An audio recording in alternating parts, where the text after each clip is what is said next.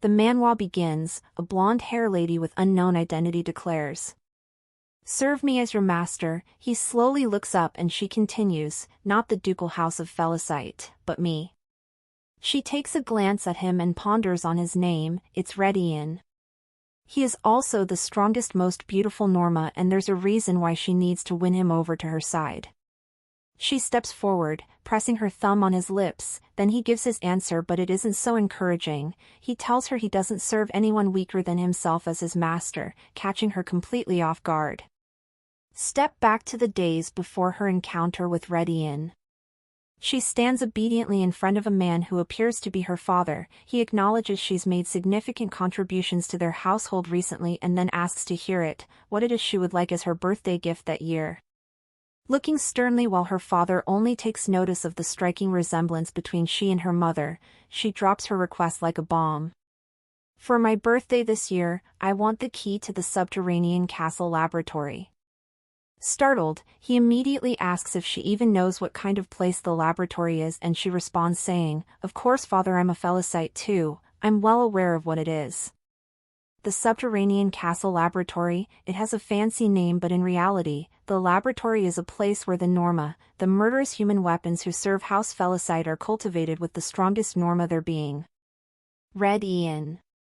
Readian is also known as the male lead in the angsty novel, A Summer Night's Dance. As a side note, she transmigrated into the villainous character of Chani, the eldest child of House Felicite. However, it's no longer surprising to her since she's now lost count of how many times she's transmigrated. Every time without Gale she was transmigrated into the novel's Villainess, a character with the worst fate. She stood in front of the lady who only shared how she wouldn't be able to get off work because she died again. However, she commends her this time for holding out for a while before she passed.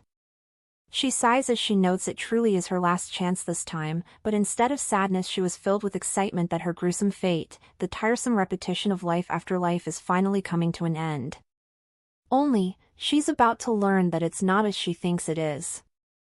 The lady warns that she'll incur Fiden's wrath, and everyone will perish.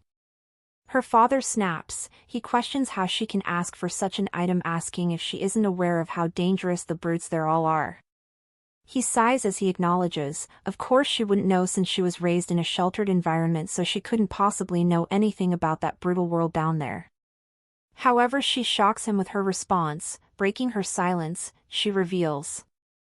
I do know it, father. They're monsters you've specifically picked out, so they must be powerful and dangerous. They're murderous human weapons whose existence is only for the purpose of serving House Felicite. Then she declares. Of course, I'm a Felicite as well, father. Towards the ending of the novel, the mistress of the Felicite manor knelt on the floor trembling in fear as she admitted she had no idea he would become the crown prince. If not, she wouldn't have tormented him. Readian without hesitation mentioned it's already too late to be making excuses. However, she wasn't ready to die yet, so she pleaded with him for forgiveness, grabbing onto his leg. To her surprise, he mentioned there's no need to be sorry. The next moment hot blood dripped down his sword and her head rolled to his feet. Picking her up, he finished his statement. There's no need to be sorry, because I will follow you all the way to hell, Chani Felicite. In the present day, her maid dolls her up and even her own beauty leaves her shocked. Rubbing her neck, she ponders on how she'd wanted to see how she would die so she could make preparations. However, the vision turned out to be more vivid than she'd expected. What a bastard, she thinks. He chopped my head off, so why does he have to follow me to hell? She lets out a sigh and then asks her maid Daisy if she's heard news about her birthday gift. Just as her maid assures she's sure her father has to discuss with Lord Eirik, the door is slammed open and she turns her head to find Eirik Lev there already, Duke Felicite's adopted son. She turns her eyes to him and retorts. How rude of you to come in without even knocking. His resolve falters, however he quickly pulls himself together, and to her maid, he mentions he must speak with the lady privately, ordering her to get out. She gives her a nod of approval, and as she steps out, the young master glances at her. She asks why he's there so suddenly, but her brother immediately loses his temper. Just like her father, he questions how she could ask for that as a gift, or if by chance she's finally gone mad. Then he advised her, stating she might be the embarrassment of their family, however she should still have some shame. However, she just mumbles under her breath about the noise. Angered by her daring words, he lunges at her as he explains she's been so quiet lately, so he finally thought she was coming to her senses. Then he asks, "But were you simply considering what Norma to make your plaything? Just how vulgar can you get?" Her eye twitches, then she mutters, "Vulgar?" Taking his hand, she retorts that that word better describes an ignorant, impertinent scoundrel, who barges into her room without even knocking. "A fool who doesn't know his place and attempts to frighten me. You're the vulgar one here." He pulls back, surprised by her audacity, and then questions what she said, but she doesn't repeat it again. Instead she asks, "If you understand, move. Do I really have to explain further?" As she glances into his eyes filled with uncertainty, the memories flood back to her like ripples on the surface of water. How on a particular day, her father introduced to her 2 kids with similar hair color as children of a fellow soldier who fought side by side with him on the battlefield. He explained that considering the loyalty that had bound him and Lev together, he couldn't bring himself to abandon his children, so they will be living with them from that day, as family. The maids all rushed to the side of the new lady, a girl whose heart seemed as pure as her smile, and her intentions could be seen through her words. She offered to make cake for the Duke, whose face lit up almost immediately, and he gave her the permission to do so, stating that it is her home now. She watched her father from upstairs be all affectionate with another child while the maids showered her praises. Everyone was so delighted with her, even though all she did was just smile. So why do they hate her but are so nice to those peasants? She wondered. Is it because I'm the witch who killed my mother? Is that why father never holds me like that? The boy instead approached her and asked if she always has that look on her face or is just doing it on purpose. He moved his hand to hers, questioning aloud how he should put it. Then he warned, "You look really full of yourself." In the present day, he asks what is wrong with her and pauses when a voice interrupts. The voice mentions the Grand Duke Benito's son will be hosting a grand reception to select a wife, and immediately the other mistress had shut her down, stating she had already mentioned she wouldn't get married and is instead going to leave with the Duke and Eric forever. She also earns the maid not to speak so loudly since Chani could probably still be asleep. The maid, however, asks how long she's going to walk on eggshells around her, but she asks her not to be mean, mentoring the lady could still be suffering from the way Lord Arthur Benio wounded her, adding she doesn't want to see her suffering from a broken heart anymore. The maid, however, insisted, claiming she was a much more suitable candidate for the next Grand Duchess than Chani, but she urged her to stop talking about it, suggesting they go pick out tea instead. Chani, lost in thought, ponders. They say that at my door, so I'd hear it right. How childish and tiresome. Who does she think she's keeping in check? Her brother without hesitation resumes. He notes it's all her fault, even the maids dare to speak about her like that. Pointing a finger at her, he warns her not to dare vent her anger at Luna, while she just remains at a loss for words. Then she breaks the silence again. She tells him if he has time to lecture her, he should use it to pay attention to his little sister instead, adding that he sure knows that servants reflect their master's character. With his tongue working against him, all he can utter is, "What?" Thinking not to waste her last chance, she mentions he and Luna are members of House Felicite, and as she slowly gets up, she notes the 2 of them aren't of the true Felicite bloodline like her, so she warns him to quit being a brat and just carry out their father's orders. A grin of satisfaction spreads across her face, and thinking that should at least clear up the pecking order around her, she resolved to move on to the next step. "Take me to the subterranean castle," she orders, adding, "Wait for me, Readian, I'm on my way." He warns her not to regret her decision, and she nods. Then he finishes, stating he's not going to help her even if she bawled her eyes out later. He pulls out a key and their scenery begins changing. Then she realizes that key is the object that allows one to freely enter the subterranean castle no matter where one is, so she resolved that's the first thing she needs to obtain. Eirik informs her that the Duke had issued only one order. He's to take her to the underground castle where the Norma is, which means it's her responsibility to find him. Soon they find the stairs that lead underground, and without hesitation she begins climbing down, declaring she's on her way to meet a fragment of her happy ending. Contrary to her expectations of the subterranean castle being a dark place filled with cobwebs, it turned out to be cleaner and more pleasant than she expected. Her brother finally catches up to her and warns her not to just run down like that, adding that she doesn't even know what that place is like. A man who appears to be a guard there appears and greets the young master. He glances at her and gives an account of how he's assembled all the researchers and trainers as he ordered, and then asks who he have with him, noting only His Grace and Lord Eirik are allowed to enter the place.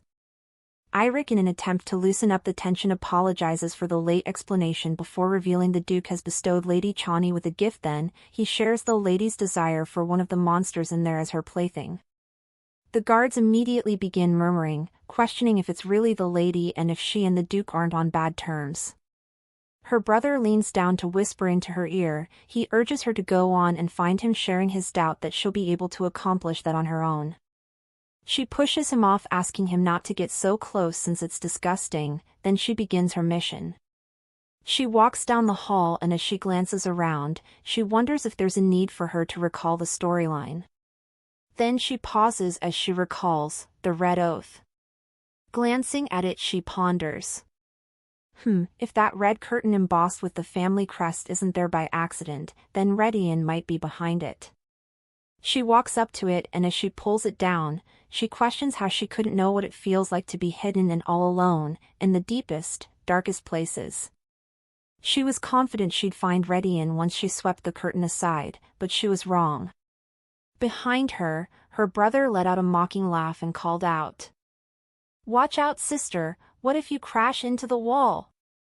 She doesn't pay attention to her brother. Instead, her focus is on the section of the wall whose weight is slightly different, unlike the others. Pushing the curtain aside, she ponders on how Chani doesn't have the strength to break down the wall, but Rebecca does. She recalls the angel had told her she could use all the abilities of the previous characters she transmigrated into. Recalling Rebecca was a character in a hunter story in which everyone vies for power and exclusively through physical skill, she lands a blow in the wall, leaving the guards at a shirt for words. Her brother calls out to her. He rushes to her, noting she could have gotten herself hurt, however, but she only thanks him, stating it was thanks to him she was able to find Readian.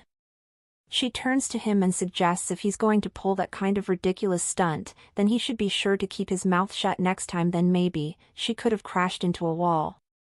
Returning to the main business at hand, she slides into the wall and pushes down the door. She finds him chained up, laying on the floor, and as she watches him, she questions how the guy with such an angelic face ends up a madman. Also, she notices he's sound asleep despite all the commotion, almost like he's dead. She steps inside, wondering aloud if he was sick, since it was far too quiet. But as her eyes swept the room, she noticed traces of white powder, and instantly, her instincts flared, leading her to ponder. Had they really gone so far as to drug Readian just to keep her from finding him? Suddenly, her brother appears behind her, demanding to know why she's suddenly keen to be the Duke's successor. He asks again if it's not that, then is she perhaps just trying to mess around with a good-looking Norma, but she responds, calling him the absolute worst. He snaps, demanding to know what she's just called him, but she isn't frightened, and instead she picks him by his collar and warns him to shut his mouth, mentioning it reeks like something died in there. As he attempts to listen her hand off his shirt, he asks if she'd taken something she shouldn't have, pointing out how strong she was as he struggled to get her hand off.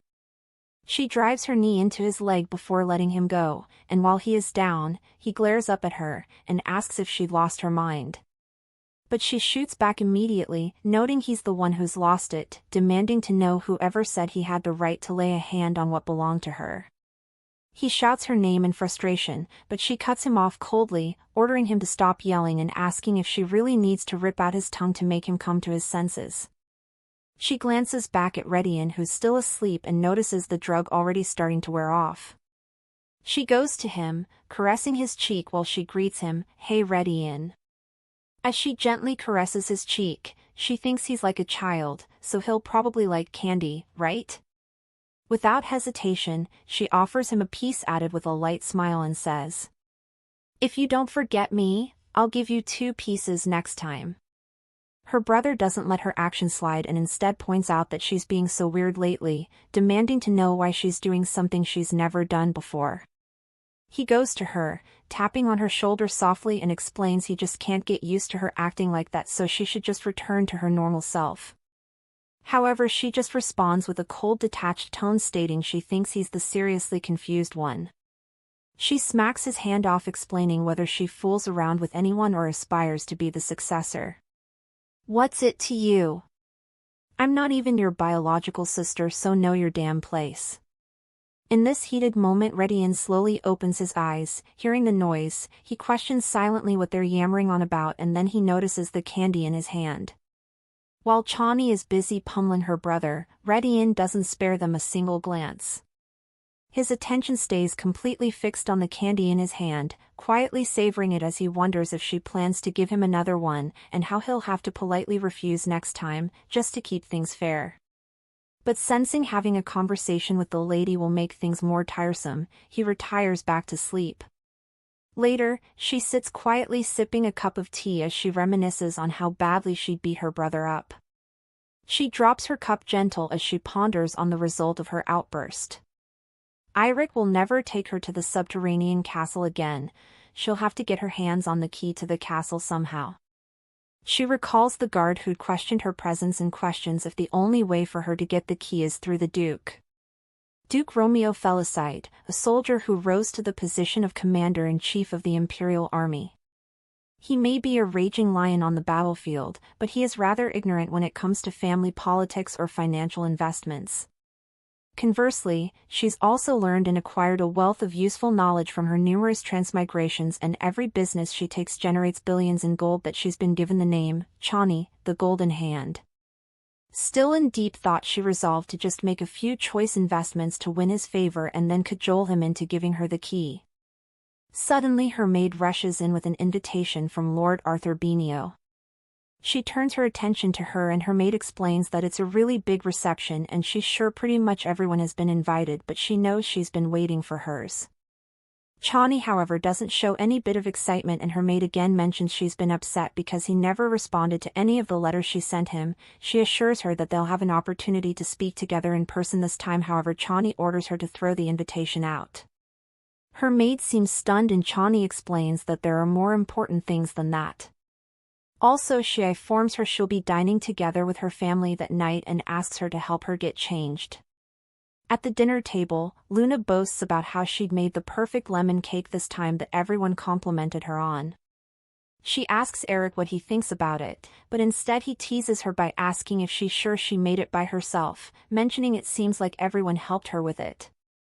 The Duke, noticing his bandages, asks what happened to his face, and he responds stating he slipped during a sparring lesson. The Duke goes ahead to caution him, reminding him safety is the most important thing and to always bear that in his mind when a voice cuts him off. It's Chani. She apologizes for arriving so late, but most importantly, her father's reaction when he spots the dress she's wearing. A gown embellished with dazzling spangles stitched to the hem. The Duchess died after giving birth to Chani, and the Duke, a devoted husband, began hating his daughter for his wife's death. She was putting on her mother's dress and he must still remember it vividly as if he had seen it yesterday. She mentions it's the dress her mother left her, and the Duke, already pale, mentions, that's right, it's the gown she normally never even spared a glance at. With a smile she reveals it's just that it'll be her birthday soon, her birthday which also happens to be the Duchess's Remembrance Day, so what she's just said will infuriate the Duke. As expected, the Duke slams his fist on the table. Glaring at her, he asks if her little performance is just to ensure that her birthday doesn't slip his mind. He tells her he'd given in to her ridiculous demand for her birthday gift, demanding to know what more she wants. However, Luna pleads with him not to get upset with her, mentioning it's been so long since she dined with them. She explains that a birthday only comes around once a year and it's everyone's innermost wish to be congratulated. However, her brother immediately orders her to be quiet, stating she's already made such a commotion over her gift. Standing with a heavy heart, she questions why they're starting so much commotion when she hasn't said anything yet. Now she's beginning to feel like the original Chani, so this is how they've been shutting up Chani throughout those years. She pulls herself together and with an innocent smile she clarifies. No, father, I actually want my birthday to go by quietly this year.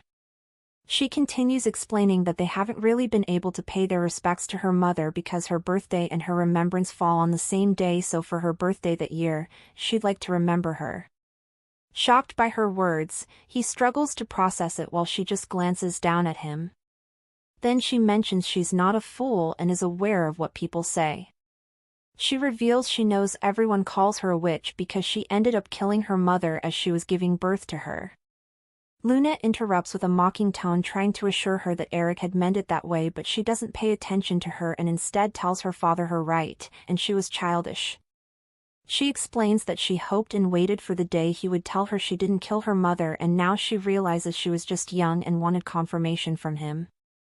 But as she speaks, her father instead hears his wife call him. She mentions he's a good husband, so he'll have to be a good father to her child, and as if he's in a daze, he mutters a response, but the only word that comes out is, "dear," while his wife assures him she believes in him. Chani continues, and states she isn't going to believe in that sort of thing anymore since in the end, he can't give her what she truly wants anyway. She begins walking to the table as she asks if he understands what she's trying to say. "May I sit? I'm hungry," and he accepts. She slurps up some soup and her father, watching her, asks if it's to her liking. An unexpected gesture that causes the whole room to go silent from shock. With a smile she gives him a response, "The soup tastes amazing."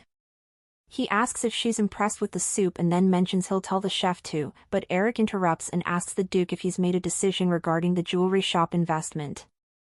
Luna also contributes her 2 cents, asking if he wasn't searching for a plot of land to open a new shop, but Chani remains calm despite the cruel realization that they're trying to shut her out of the conversation. They keep on conversing, and with each of their responses, she grows more irritated watching them out on such a show. She glances at her father while silently commending their effort, but sadly for the two of them she already took a look at the novel before coming down. Her father receives their suggestion well, and concludes it'll need further discussion, but if that's how they feel about it, he mentions he'll look into Taika, only for Chani to intrude. She shares that she's strictly against it, even going ahead to ask her father if he hasn't heard the rumors. She discloses that it's said that the VILLAINESS district will be developed as a vacation island owned by the Imperial family.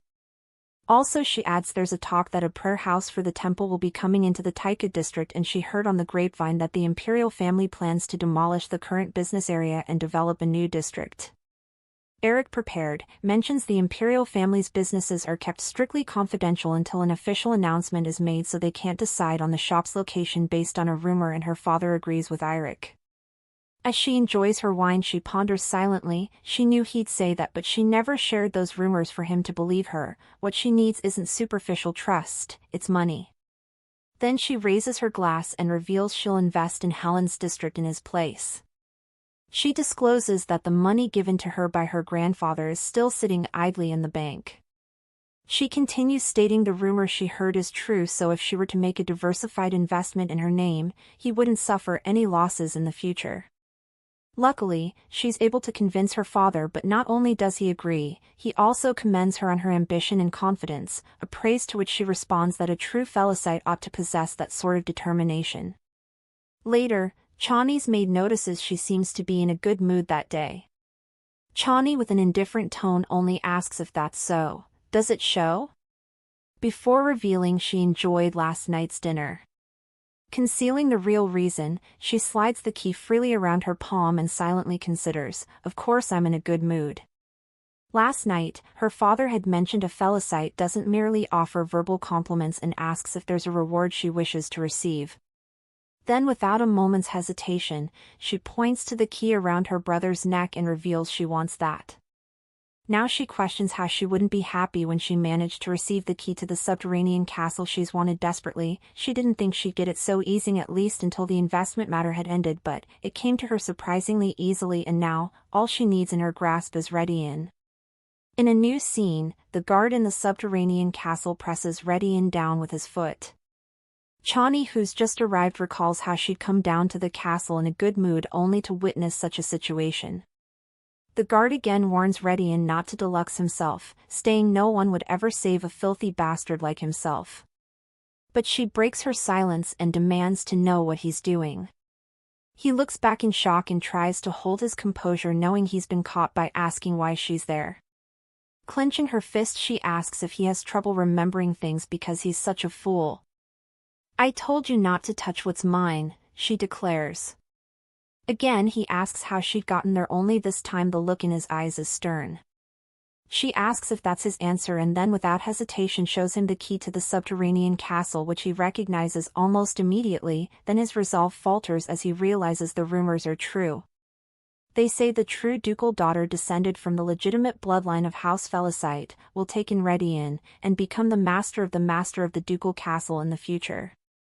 Chills run down his spine as he reflects on how the young Master Eirik had asked him to show the Norma who's boss, so he doesn't get any ideas. However, if the rumor turns out to be true, then he'll be the first to be killed, but then he regains his composure. "No, if I get through this situation properly, Lord Eirik will protect me." He insists he was merely him, but Chani doesn't buy it. Instead, with a scoff, she discloses she'll give him one more chance to give her a clear explanation of the situation and most importantly why Readian is bleeding. The guard, still holding his stance, insists he was being trained, and it's only expected since that's how the Norma are physically strengthened.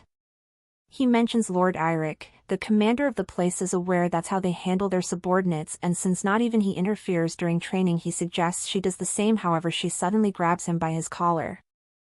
She brings him to his knees, and as he stutters she asks why he looks so stunned. "You just told me this is how subordinates are governed in the subterranean castle." She asks for his name and he responds stating it's John. Then she leans in closer and mentions, calling his name, she states he's a clever boy who follows the rules, so she's sure he'll understand what she's about to tell him. "I'm the only legitimate child of House Felicite." She decides she'll give him a chance to prove his intelligence and competence, stating when she returns all of the injuries he'd inflicted best be healed entirely. Then she orders, "If you understand, then get out. Don't you see the cutie back there waiting for me to greet him?" Faced with his strong frown, she concluded maybe he didn't like her calling him a cutie. She greets him and then rummages through her pocket as she mentions she trusts he hasn't forgotten her, adding that she always keeps her promises. "Here are the 2 pieces of candy," she states, stretching her to him. However, he declines and mentions he doesn't need any of that stuff. Then he goes straight to the point and asks her what it is she wants from him. She hadn't seen his eyes the last time, so she thought he was just a kid. However, now after paying much attention to it, she notices the coldness filled in it that leaves no room for affection to find its way in, so rather than sweet candy, she thinks she'd rather give home what he needs now. "Very well, let's make a deal," she says, and his answer is quite straightforward. He asks immediately who she needs him to kill and she mentions nobody. Then she states her intention to only just give him what's best and also mentions she'll give him protection so that no one may torment him, but she doesn't sense a reaction from him. "So serve me as your master, not the ducal house of Felicite, but me." With a grin she lifts his chin, pressing her fingertips on his lip, but his answer is sharp. He immediately clarified that he doesn't serve anyone weaker than himself as his master. She's stunned and he continues stating, "So there will never come a day when he will serve anybody as his master." He continues stating, he doesn't know why she's made her way down there, but if she's looking for a plaything who will fawn over her, it wouldn't be him. Before he can finish, she presses a candy to his lips and then speaks. She tells him he has so much on his mind and encourages him to think about it as much as he can, adding while he does that, she'll handily save him from that place. Readian accepts the candy, wondering what she's talking about, unable to believe she's trying to win him over with mere candy. Lost in thought, he deliberates. It's obvious what aristocrats want. They want the strongest slave.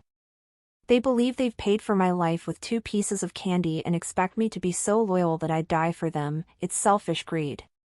He hears Chani ask what he thinks, then she follows, stating she can only unlock his chains for now. Humans pathetically try to own what belongs to the divine. Chani continues and assures him she will give him true freedom one day. Loving something so much that you're prepared to die for it is no different from religious faith. No person can ever give another individual true freedom. How can a human being save another person when they can't even save themselves? There is no way I'd give my all to be loyal to a being so weak, he ponders quietly. In a new scene, Chani's maid reminds her that it's still not too late and asks if she should send a reply. Chani clueless asks what she's talking about, and in a heartbeat she responds stating she's talking about Lord Arthur's invitation. Arthur Benio, he is so kind and gentle that he is reputed to be a pushover. The kind of man who would go out of his way to comfort a crying child on the streets. He is the Grand Duke's son of the trustworthy House Benio, that's his reputation. However, in truth, what he's like on the inside and outside could not be more different. Indifferent, she asks Daisy to just continue what she's been doing. House Benio is one of the founding houses of the Empire, and if there is one flaw in the Grand Duke's successor, it is that he is engaged to the villainous Chani who completely lacks discernment. However, this is House Benio of the Shield, there cannot be any flaws in this household, and it was inconceivable that they would allow an engagement that was nothing but a facade to sully the house's name. The engagement had outlived its purpose and was consequently broken, never to be renewed again. Having broken the engagement with House Felicite, he needed to marry a woman who was more useful than that name. Luna Lev? The Grand Duke's son mumbles, then his assistant explains that she is Duke Felicite's adopted daughter. She wasn't able to inherit the family name, but there's word around of how much the Duke cherishes her. He goes through the responses and notices there seems to be a letter missing, so he asks his assistant if he'd perhaps placed the letter elsewhere. His assistant however immediately denies that, stating those are all the replies he'd received, but he mentions that can't be and asks where Chani's response is. He realizes and asks if he hadn't received one from Chani Felicite. With a frown he responds that it's impossible. He mentions how he'd received dozens of letters from her asking for their engagement to be restored while he was dispatched to the provinces, so she must have sent a reply to his invitation. His assistant then suggests, maybe she's moved on after all. He hadn't responded to any of her letters and he hasn't received a single letter from her in the past month. The Duke questions silently. Move on, her? His assistant then assures him that it's for the best, mentioning the nuisance has removed herself from the picture. The Duke calls it good riddance and then ponders. If Chani's love were to be likened to anything, it will be to a swamp.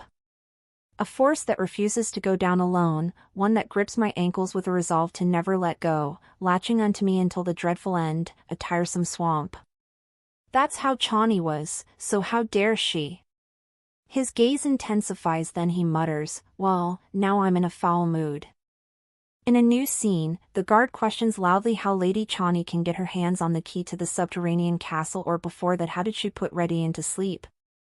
He continues raging, mentioning how unless he is drugged, not even 3 strong men can go within his range, but that woman had a face-to-face conversation with that brute without any weapons or drugs. Eirik listening questions if Chani had put Readian to sleep, and the guard says yes, and a very deep sleep. He asks the young master if he knows how he is bringing up how he's unable to sleep without drugs because he coughs up blood. A moment of silence follows before the guard again breaks the silence. This time he asks more quietly. Do you think an ability has awoken in her? Eirik with his increasing frustration questions what kind of power she could possibly have. Moving past that, the guard clenches his fist tightly as he mentions the other day in the subterranean castle she told him something. That she is the only legitimate child of House Felicite. Meteora Empire, it is the empire that was founded after the goddess sealed the devil and perished. The 3 spirit mages who served the goddess at that time are the first lords of the distinguished imperial families ever documented in history. The house of the Imperial family, also known as House Rick, son of the Golden Sword, the house of the Grand Duke, also known as the House of Benio of the Shield, and lastly, the house of the Duke, also known as House Felicite of the Arrow. Eirik continues stating even the Imperial family's spirit mage abilities faded a long time ago, so why would that ability awaken in Chani of all people, he questions. He scoffs at the absurdity of the situation, going further to mention, if she had such powers, the Duke wouldn't have treated his own daughter as if she didn't exist, questioning why he would go ahead to adopt both he and his sister Luna. Again he insists there's no way Chani has such abilities. He tells the guard, he has eyes so he's sure he knows, there's only one thing she's good at, which is, looking freakishly pretty. With that he reassures the guard that he can rest easy. On the other side, Daisy reminds her it's from the House Benio. Fed up with the consistent reminder, tells her it's enough and asks if she isn't willing to let that go because she just wants to avoid her duties. Daisy immediately denied it. Then she reveals she's never getting involved with House Benio again so she can stop worrying and focus on her task. Daisy notices the pot and asks what she's making, and she responds stating it's candy, and if she's being precise, it's medicine that looks just like candy. I will kill the fake prince and recover my place. That's the title of the book she once transmigrated into, and in the story, she was the young prince's apothecary and her token was to obey the male lead's command and slowly poison the prince to death. The point at which she transmigrated into the story happened to be one of the usual times when she was giving the prince a dose of poison. Looking her in the eye, he asked what's wrong and if a prince hasn't ever told her he dislikes bitter things. He stretched his hand and asked her to give it to him so he'll close his eyes and swallow it down. To her, his remarks sounded like he'd resigned himself to taking the poison she prepared and dying willingly. After that, she developed an antidote that tastes like candy or chocolate, and unfortunately she wasn't able to tell what happened after the male lead took her life since the prince wasn't dying. However, it's thanks to that experience she can give Readian an antidote that looks just like candy. She asks Daisy if she should give her some, however she expresses her worries stating she isn't sure she'd like how it tastes, asking if she hadn't just added some tree root into the mix. She places her hand on hers gently as she reveals she wasn't talking about the candy. Rather, she hands her an ointment and asks her to apply it to her hands whenever it feels itchy. Her maid accepts her kind gesture without a single doubt. Instead, she has a bright smile on her face as she thanks her. Chani under her breath mumbles some words, so foolish. She wonders how she could accept her gift without an ounce of suspicion since it could contain poison. She immediately tries it out and is impressed by its effectiveness. Lady Chani with a relieving smile mentions she noticed recently that her hands weren't in great shape, so she resolved to make that herself. She also reveals she has a few more and suggests she share it with the other maids. Daisy, recalling how she noticed the lights in her room were on until late the previous night, brings it up, and when she realizes, she asks if that's because she was preparing those for them. But she'd misunderstood since Chani was just enjoying a bit of meditation whilst enjoying the story, something only she knew. Daisy then suggests she give some of the ointment to the Duke. She brings up the day at the dining table and mentions when she saw her looking happy the other day after the dinner, she wondered if the relationship between she and the Duke had improved. Also, she tried to apologize just in case she's being too forward by saying all that. However, Chani cuts her off mid-apology and shares she's pleased to know she's thinking of her. I've always liked people who are a bit too foolish, she finishes. A few minutes later, Daisy returns with good news. All her hangnails are gone. With that review, she asks if she's sure she wouldn't give it to the Duke, but Chani only questions what the point is since he probably already has the panacea. Mana stones, it is a stone that is considered a panacea in that world. Daisy immediately corrects her by asking who in the world would use mana stones for something as trivial as chapped hands. She ponders on it. Daisy's right, no one would use mana stones for something as trivial as chapped hands, and here's why. Since it is a panacea, it is incredibly expensive, but despite the cost, the side effects of using the stones are very severe. Also, she heard after the Duke used a panacea to heal a wound he acquired from war, he suffered terribly from the side effects. Daisy suddenly remembers something. She mentions how she knows how the Empress hasn't been participating in any outside events lately. There's word around that day it's because of mana stone's side effects. Chani turns her head to her attentively as she repeats, Her Majesty? Daisy then explains that she developed red spots on her face as a result of the side effects, and she'd heard it from her lady-in-waiting, so it's a confirmed fact. Daisy, gently massaging her shoulders, assures her that the Duke will like it since the salve she made is different. She deliberates on it and realizes she has nothing to lose. Also, she recalls the day at the dinner, how rough his hands seemed in a hand cream as a small price to pay to get him to like her more. She ponders on the ingredients that had gone into making the salve, confirming it as an all-natural skin healing remedy. I'm getting a good feeling about this. It looks like my golden hands are about to make it big again. Daisy then mentions how Lady Luna picks out tea for the Duke every week and adds that the sale is much better than tea leaves, so she's sure the Duke will find it useful. Luna Lev is the female lead of the novel. Chani recalls how much she wanted to be keeping her in check, and also how she and her maids had such a loud conversation since they wanted her to overhear, but now she's gone quiet. With that, she mentions she hasn't seen Luna lately, and her maid mentions that might be due to her preparation for the reception at the Grand Duke's residence. She mentions she heard every boutique in the capital is making gowns for the event, and everyone is whispering that it'll be the most luxurious reception that has been hosted there recently. She mentions she knows how upset she was after the engagement was broke off. She mentions she's the most beautiful person and a person to be proud of. She mentions it's just that the Grace and Lord Arthur don't know her very much, and Chani once again mentions she wouldn't be attending the Grand Duke's ball. But I might think about it if Lord Arthur offers me an invitation on his knees. She gets up and tells her she doesn't really want House Benio to know her that well, stating if she did that she'd be disappointed in her calling Daisy. Then she asks, "But how about I let father get to know me just a little bit?" At first Daisy stares at her blankly, but after the realization sets in, her cheeks go red from excitement, and immediately she offers to get her changed into a different dress. Chani doesn't accept the offer and instead mentions it's already late in the night.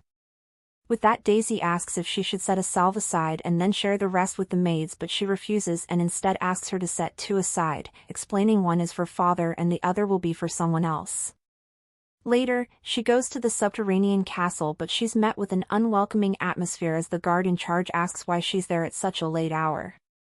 She asks if John isn't supposed to stand the night watch that night, but the guards in a hurry explain that he isn't feeling too well where he's training that night. A loud silence follows, and as their voice shakes while they try to explain he just stepped out a bit, she doesn't pay attention to them and instead brings up how John had informed her of how chaotic the rules are there at the subterranean castle. She silently ponders on how her plans. She'd come there to apply some salve on Readian while he's asleep, but from the looks of things it appears John couldn't wait and immediately went up to Eirik to tattle on her. She goes past the guards and orders them when John returns to share the word of her visit to Readian again. She continues and asks that they let him know she examined every square inch of Readian to check if he had acquired any new injuries.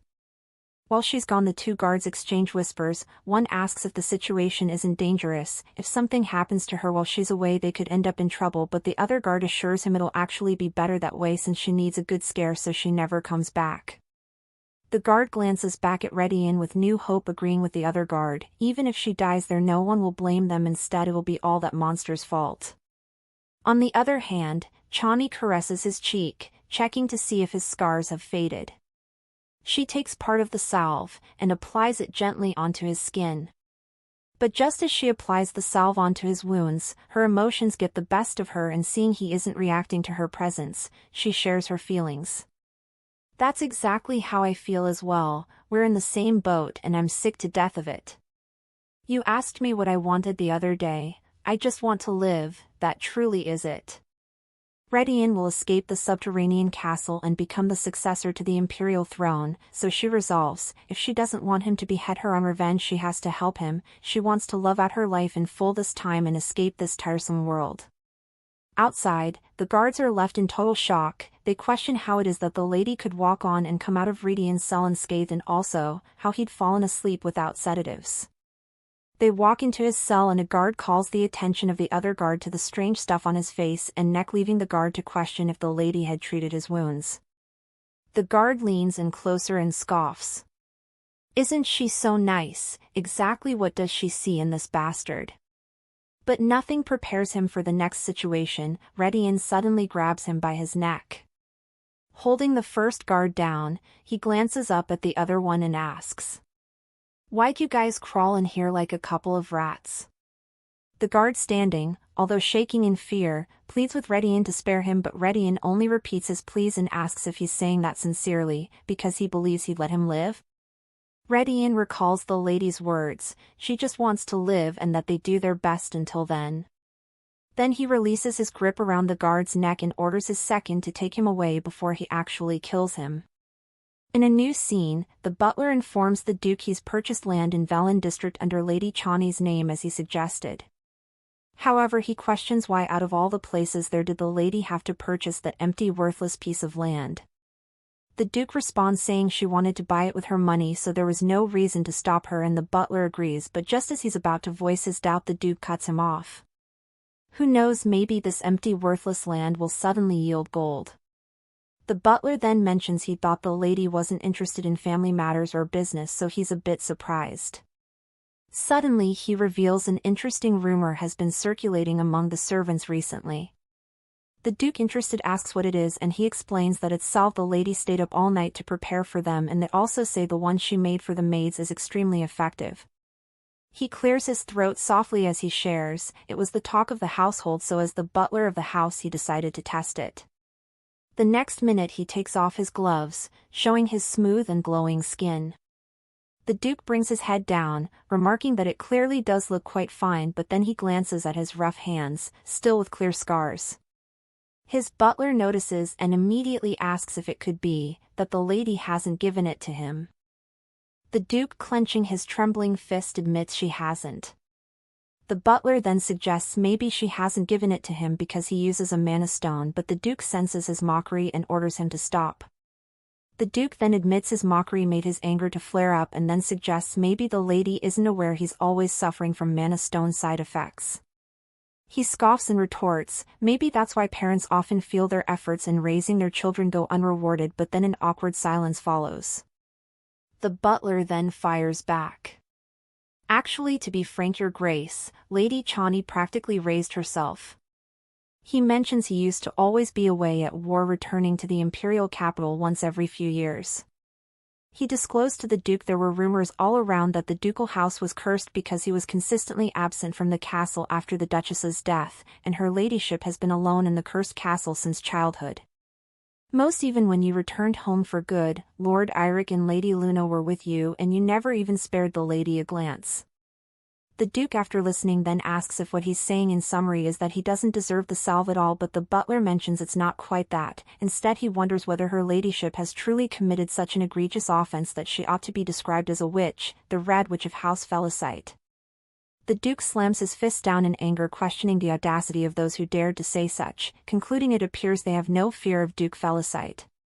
He demands to know who'd come up with such a name. Then he remembers Chani's words, she's not a fool and she's well aware of what people discuss, she's aware they regard her as a witch because she ended up killing her mother as she was birthing her. I'd hoped and waited for the day for you to tell me that I didn't kill mother. The Duke glances at the photo in his hand and accepts the situation. It's too late now. Just as I wasn't able to be a good father to her, she has no intention of being a good daughter to me. In a new scene, the Emperor summons the House of Binio. The Grand Duke urges his son to go pay his respects to the Emperor, and he does. With a gentle bow, Arthur pays his respects to the Emperor. The Emperor remarks that it's been a while and asks his age, then Lord Arthur responds that he'll be turning 18 that year. The Emperor has no expression on his face, but then he recalls, if that child is still alive, I suppose he'll be around that age too, 18. The discussion plays again in his head. Your Majesty, House Binio will not stand idly by if they learn of this. You know that they've always been on the lookout for a chance to seize the throne. And the Duke, adamant, declared that doesn't mean he should murder his little sister's child. An elder insists, the Imperial family's prestige will plummet from the simple fact that the unmarried princess gave birth to a child. On top of that, he mentions the father of the child is a Mage Tower Lord, the princess has taken her own life and the Mage Tower has been destroyed, so, who is supposed to protect the child? You must kill the child, Your Highness. The Emperor remained adamant on his decision whilst the elders persuaded him to make the right decision. Now, he stands considering. He doesn't know whether the child of his sister is dead because of the damned House of Binio, but it's an undeniable fact that the Grand Duke's son has grown into a strapping young man. The Emperor remarks that he's a grown man and suggests it's time for him to think of marriage, is it not? But the Grand Duke's son responds saying he still has a long way to go and it is his hope that he will provide abundant guidance. The Emperor brings up his reception and adds maybe he'll end up finding the future Grand Duchess at the event. As the Grand Duke expresses his worry that his son is only interested in assisting the Imperial house, the Emperor's right-hand man interrupts. With soft whispers he discloses the news regarding the new vacation facility he plans on developing. Then he reveals someone has purchased more than half of the land in the VILLAINESS district, which is the location they've selected for their plans. The Emperor, agitated, demands to know who dared to do such, whilst the Grand Duke, noticing the Emperor's agitation, wonders what could have gotten him so rattled, since he isn't the type of man who'd get so agitated in his presence. Then the name drops. Chani Felicite. Moments later, the Emperor, who was filled with so much agitation to trouble the Grand Duke, bursts out in laughter. The Grand Duke, curious, questions if something amusing had happened, stating he'd mentioned Lady Chani, adding that they also have a fairly close connection to the lady.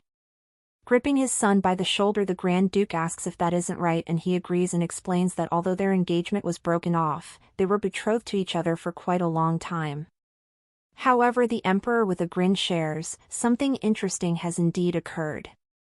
Then, he mentions despite how much he'd like to share it, if their engagement has been broken, it's no longer a close connection, and he's reluctant to speak of the matter carelessly. As he turns away, he suggests if they're that close he can ask the lady herself, noting he must take his leave as he wouldn't be able to bear it until this most intriguing matter has been settled. Meanwhile, Chani, who has piqued the Emperor's interest, is in the midst of a new incident. Standing with a sword, she asks fearlessly, "Your name is Valentine, I believe?" He's the closest associate to Readian in the novel, and in summary he's a man of talent, which simply means he is one of the keys to her future. Moments earlier, her guard hesitantly informs her they're at the location where the training takes place. Sensing his hesitation, she asks if he has a problem, and he says of course not. Then she orders him to hold the parasol properly, stating it's quite hot. She slips on her glasses and asks if anyone can see her. The guard calmly assures her that they're standing in a blind spot, completely out of sight from the sparring yard. The guard holding the parasol gently, silently questions what she's thinking. He wonders if by chance she's gone mad, or maybe she actually has a plan, but regardless, he resolves he needs to get on the right side. Chani ponders on the feeling in the subterranean castle lately. It has been chaotic lately, and that is as a result of Eirik, the tyrant of the subterranean castle, used to run the place according to his whims, but she, the Red Witch, has recently taken his place. Not to forget John, Eirik's right-hand man, who constantly tries to stir things up amongst his colleagues, but the trainers aren't stupid, and there's no way they believe everything that comes out of Eirik's mouth. Lord Eirik will be the one and only ruler of the subterranean castle. He claims that, but every trainer, including John, must be deliberating on one question. The subterranean castle belongs to House Felicite, but that's not Lord Eirik's family name, and Chani Felicite, isn't she the more appropriate successor? Of course she's aware there are probably more trainers who have been influenced by John, but there's no doubt the guy behind her is currently calculating potential gains and losses. She's sure he's wondering whether siding with Chani will be to his advantage or not, but when the time is right, she'll get rid of the people that need to go. Now, she hopes to at least get some information from this training session she's attended. Adjusting her glasses, she asks if those men are Norma, and the guy explains they are, and the blue uniforms signify SA rank Norma. He continues explaining, there aren't many of them, as those are SA rank with exceptional abilities. She'd expected them to look like livestock being sold at the market, but it was quite the opposite. They could be confused for elite knights instead. They look sharp. I suppose they don't get beaten up like Readian, Chani asks, but the knight explains the thing is, they've fastened restraining collars around their necks that suppresses their strength, so if they were to rebel or make any troubles it'll strangle them. She asks who'd come up with such an idea, and he mentions he believes John had come up with the idea and Lord Eirik had approved it. Then she asks if the Duke is aware, and he says no, he doesn't think so, since he gave Lord Eirik full control over the laboratory. On the training grounds, the shock collar is activated around the Norma's neck, causing him to fall to the floor shaking. John brings out a potion as he orders the next Norma. Chani, watching, tries to suppress her feelings as the whole session has been such a ridiculous sight. They swing their swords around a few times and he ends up strangling with the magic collar. She questions the credulity of the training and thinks the first thing she's going to do is revamp the so-called training. Suddenly the guard announces they're down to the last Norma, Valentine. He's an illegitimate child from the Decilio royal family. He personally sought out the Duke. He was once a prince but not anymore. She sits up, trying to recall the main story. In the story, once Readian ascended the throne, a young king in the kingdom of Decilio likewise took the crown after murdering his father. John, with a smug look on his face, orders Valentine to hold up his sword, declaring he'll beat the arrogance out of him today. But Valentine doesn't appear interested in his cheat fight and just dodges all his hits while John urges him to hold up his sword continuously. As he dodges his hits, Valentine asks him what he's saying, stating he would have done so already if he'd been attacking properly. He kicks him in his stomach and he drops to the floor, weakly cursing Valentine while he's down. While he's on the ground, Valentine delivers his mockery. He mentions he calls himself a trainer and questions who he thinks he's instructing. He stomps on his head with his foot and then continues. You're all minions who can't even control me without using magical tools, so don't kid yourself. Do you think you're better than me because you're the one holding the leash? He glances at Chani, who the guard pleads with go stay back, explaining Valentine is just as dangerous as Readian, but she doesn't waver. Instead, she walks past him with her head held high and crouches down to pick up John's sword and then immediately swings it at Valentine, but he blocks it in time. As she lands her hits, she relies on teaching from the angel, who finally disclosed there's only one answer to how someone as weak as herself can exact vengeance on those villains through means beyond simple effort. Aim for their weakness.